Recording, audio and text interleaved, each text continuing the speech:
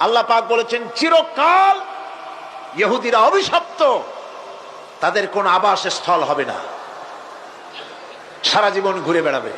আপনারা বলবেন কই ঘুরে বেড়ায় না, তো তাদের তো জায়গা হইছে জেরুজালেমে, ইসরায়েলে, সেখানে তারা জায়গা করে নিয়েছে।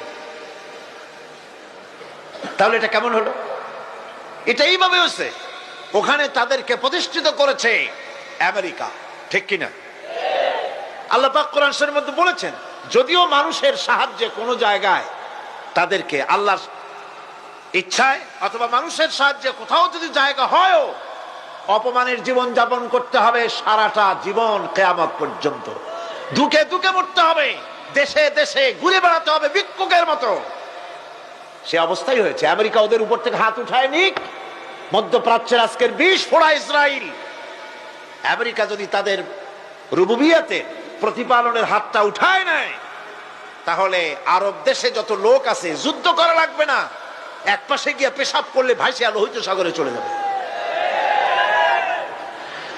সুতরাং এই ইহুদিদের পথ অনুসরণ করা যাবে না। ইহুদিরা অপরাধ করছিল কি? একটু আগেই বললাম, তারা আল্লাহর আয়াতকে অস্বীকার করেছে, তারা নবীদেরকে হত্যা করেছে, এটাই হলো তাদের অপরাধ।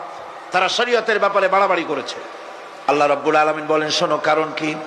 وَضُرِبَتْ عَلَيْهِمُ الْمَسْكَنَةُ ذَلِكَ بِأَنَّهُمْ كَانُوا يَكْفُرُونَ بِآيَاتِ اللَّهِ وَيَقْتُلُونَ الْأَنبِيَاءَ بِغَيْرِ حَقٍّ ذَلِكَ بِمَا عَصَوْا وَكَانُوا يَعْتَدُونَ।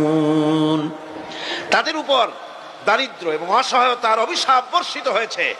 এর কারণ হলো তারা আল্লাহ পাকের আয়াতকে অস্বীকার করেছে, তারা অকারণে আল্লাহর নবীদেরকে হত্যা করেছে এবং প্রত্যেকটি ব্যাপারে আল্লাহর শরীয়তের সীমা লঙ্ঘন করেছে। যুরিবাত আলাইহিমুল যিল্লাতু ওয়াল মাসকানা ওয়া বাউ বিগাদাবিন মিনাল্লাহ। আল্লাহ পাক বলেছেন, চিরকাল ইহুদিরা অভিশপ্ত, তাদের কোন আবাসস্থল হবে না।